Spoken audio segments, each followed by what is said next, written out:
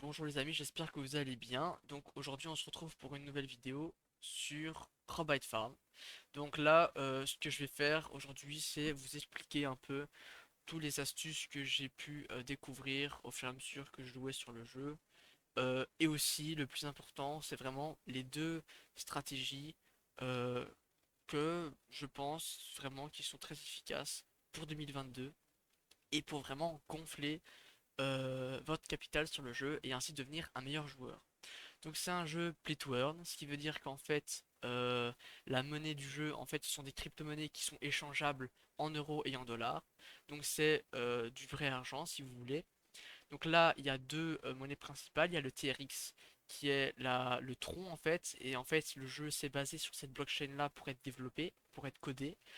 Et nous avons aussi le CBX. Donc le CBX c'est la monnaie créée par le jeu si vous voulez, voilà. Donc là, vous avez en fait un peu tous les actifs qui sont achetables et vendables sur le marché. Voilà. Et voilà, donc je vais commencer tout de suite à vous expliquer la première stratégie. Voilà. Donc la première stratégie, c'est en fait tout simplement pour les personnes qui veulent juste se connecter une fois par jour sur le jeu et que ça ne dure que de 10 à 30 secondes.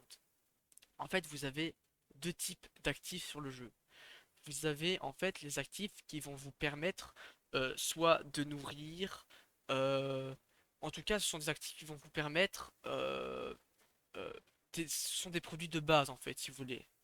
Et vous avez ensuite les actifs qui vont vous permettre de produire des autres actifs. Et ensuite vous aurez les actifs qui vont vous permettre, ce sont les produits en fait. Donc je vais vous donner un exemple avec l'eau ici. Eh bien, l'eau, ce qu'on va pouvoir faire, c'est nourrir la vache, la Iron Cow, qui est juste ici. Avec de l'eau et des fruits, des aliments des fruits, on va pouvoir nourrir cette vache-là, ok? Et cette vache-là, elle va nous produire du lait. Voilà. Donc là, nous avons les produits de base qui sont le lait et l'eau. Nous avons le produit qui va nous servir à produire de nouveaux produits. Je sais que c'est un peu bizarre ce que je dis, mais bon, j'espère que vous comprenez. Et ensuite, ce qui est intéressant, c'est que avec le lait, eh bien, qui est le produit final, vous pourrez en fait soit le revendre sur le marché, ou soit en fait il va servir comme produit de base. C'est-à-dire qu'en fait l'eau qu'on a utilisée comme produit de base pour la vache et donc pour produire du lait en fait c'est un produit euh, fini si vous voulez, c'est un produit du lac, parce que le lac a produit de l'eau, vous voyez? Et en fait, ça vraiment, c'est un principe qu'il faut comprendre, et c'est le principe que l'on va voir après qui va nous permettre de gagner beaucoup d'argent, c'est en fait que tous les actifs du jeu sont liés entre eux. Voilà. Que ce soit directement ou indirectement. Le lac et l'eau sont directement liés. Parce que si le prix du lac augmente, forcément, il sera plus difficile de produire de l'eau. Donc on peut aussi produire de l'eau avec des puits, mais bon, en fait voilà, tout est vraiment lié. Donc il y a la manière directement liée avec lac et l'eau, mais aussi la manière indirecte entre l'eau et le lait. Parce que oui, si l'eau devient plus chère, forcément le lait va devenir plus cher. Parce que la vache sera plus coûteuse à nourrir, et forcément le lait va devoir être plus cher, car il sera plus coûteux d'être produit si vous voulez en fait. C'est vraiment assez logique, et c'est vraiment ce qui reflète de la réalité. Pour ça aussi que j'adore ce jeu, voilà. Donc la première stratégie va consister à vous acheter un produit qui va vous servir à générer un autre produit. Ça peut être une poule qui va vous produire des œufs, ça peut être un coq qui va vous produire des plumes, une vache qui va vous produire du lait, n'importe quoi. Ça peut même être un lac qui va vous produire de l'eau. Voilà. Et ce qui est pratique avec euh, le lac, par exemple, les puits, les panneaux solaires, etc. Ce sont des choses qui coûtent très très cher. Voilà. Le prix de lac, il coûte 22 000 TRX, ce qui représente 1000 euros.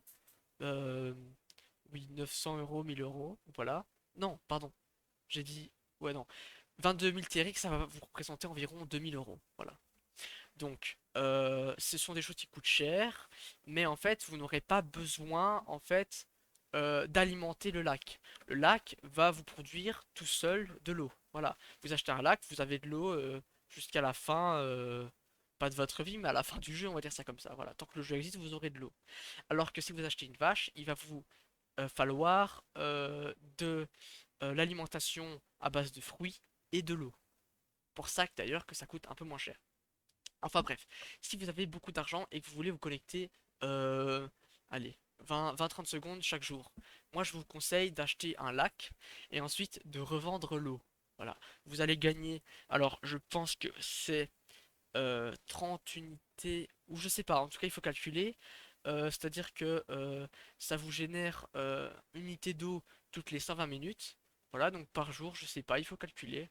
En fait, ça vous... Enfin bref, faut calculer, je vais pas dire de bêtises. Voilà. Et si vous avez un peu moins d'argent, voilà, moi je vous conseille d'acheter eh bien, si vous avez vraiment très peu d'argent, d'acheter une Black Shine, un Beer Roaster, et en fonction de ce que vous avez, de votre budget, vous devez acheter un animal. Et ensuite, il faut que vous gardiez un petit peu d'argent pour acheter ce qu'il a besoin, pour produire ce que vous voulez. C'est-à-dire que, on va reprendre l'exemple de la vache ici. La vache, elle a besoin euh, bon, on le voit pas ici, mais en tout cas, elle a besoin en fait d'eau et d'alimentation à base de fruits. Eh bien, vous allez acheter la vache, et vous allez aussi acheter de l'eau qui est ici, et des fruits, enfin de l'aliment fruit. Voilà. Ça, c'est pour la stratégie passive.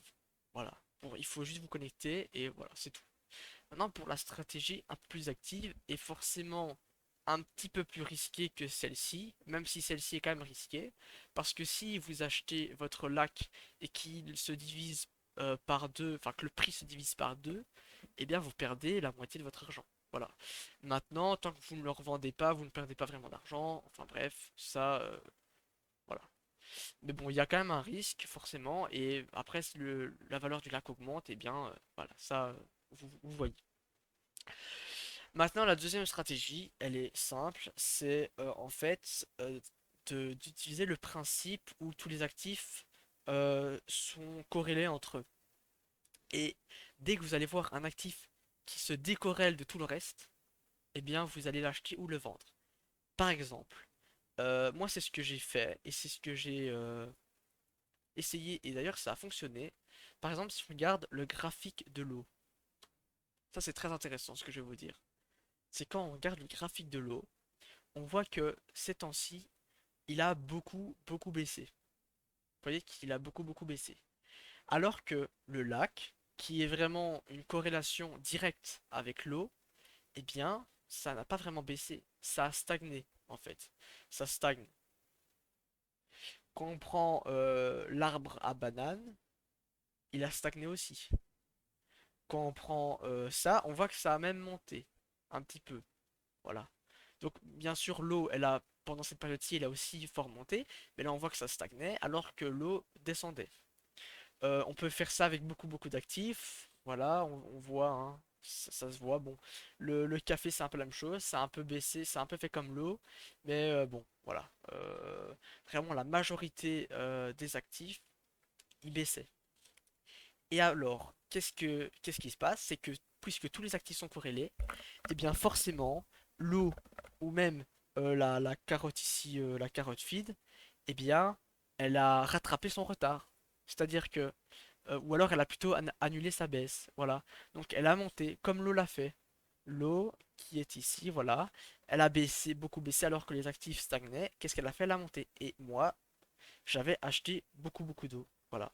Donc j'avais acheté, en fait j'avais mis tout mon capital en eau, donc j'avais enfin j'avais 2000 TRX et j'ai tout mis en eau.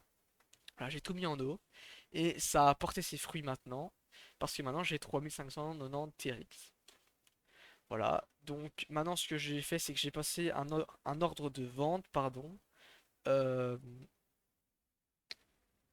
voilà, j'ai placé un ordre de vente avec 25% de l'eau que j'avais parce que ça a quand même bien monté. Maintenant on verra ce que ça donne. Mais voilà, donc vous avez vu le principe que c'est, le principe de la stratégie. C'est dès qu'il y a un actif qui se décorrèle, si il baisse alors que les autres actifs montent ou stagnent, vous devez l'acheter. Et s'il y a un actif qui monte alors que tout baisse, eh bien vous devez le vendre, en fait. Si vous en avez, bien sûr, si vous n'en avez pas, vous ne faites rien. Mais si vous en avez, vous devez le vendre. Voilà. Maintenant, éplucher tous les actifs, ça va être assez dur et assez long à faire. Donc, moi, ce que je vous conseille, en fait, c'est de venir vous connecter tous les jours sur le marché et de voir un peu ce qui se passe. Voilà. Si vous voyez que plusieurs jours d'affilée, le zinc, là, il baisse. Bon, aujourd'hui, il a perdu 28%, mais si vous voyez que chaque jour, il baisse un peu, eh bien, voilà, vous allez voir le graphique, vous dites, ah ben oui, il a beaucoup baissé alors que les autres n'ont plutôt stagné ou monté, eh bien, vous l'achetez. Voilà. Maintenant, il y en a d'autres personnes, et c'est une stratégie qui marche aussi, qui chaque jour vont acheter le produit, l'actif pardon, qui a baissé le plus. Voilà, l'actif qui a baissé le plus, il achète. Moi, je recommande pas vraiment de faire ça parce qu'en fait, oui, certaines fois c'est intéressant de l'acheter, mais d'autres fois, ce qui se passe, c'est qu'en fait, le zinc, hier, il a pris 100%. C'est pas vrai, hein, j'invente. Mais si le zinc hier il a pris 100%, bah c'est normal qu'il perde 28% aujourd'hui. Et c'est même souvent le cas, je trouve, c'est que quand en fait il y a des produits qui se retrouvent ici, c'est que ok parfois il a juste baissé, mais parfois en fait hier il a pris je sais pas combien de pourcents. Voilà, donc moi je vous conseille voilà, de regarder un peu les actifs et voilà, de regarder pour voir qui se décorrèle des autres. Si vous voulez, je vais faire des vidéos en vous disant voilà le l'eau voilà se décorelle parce que c'est facile de faire une vidéo maintenant. L'eau a monté, voilà. Donc c'est vrai que c'est un peu là de ma part, c'est que je vous fais une vidéo quand c'est trop tard. Maintenant, bon, je pense que l'eau reste toujours quelque chose d'intéressant à acheter. C'est un bien liquide. Donc vous voyez ici que le graphique de l'eau, il ressemble à quelque chose. C'est quelque chose voilà de normal, on va dire ça comme ça, pour ceux qui s'y connaissent un peu. Quand on regarde le graphique du lac, on se demande qu'est-ce que c'est que ça, quoi. Parce que y avait pas de liquidité, personne n'a acheté, personne n'a vendu. Ça fait des trucs bizarres comme ça. Voilà. Donc, la prochaine fois que je vais vous trouver un actif qui se décorrèle, je vous ferai une petite vidéo dessus. Donc, n'hésitez pas à vous abonner. Et pour ceux vraiment à qui j'ai donné envie de jouer au jeu et qui ne s'y sont pas encore mis, eh bien, mon lien d'affiliation, mon lien de parrainage sera en description. Pour ceux qui veulent. Voilà, donc j'espère que vous allez bien. Merci d'avoir regardé cette vidéo. Salut.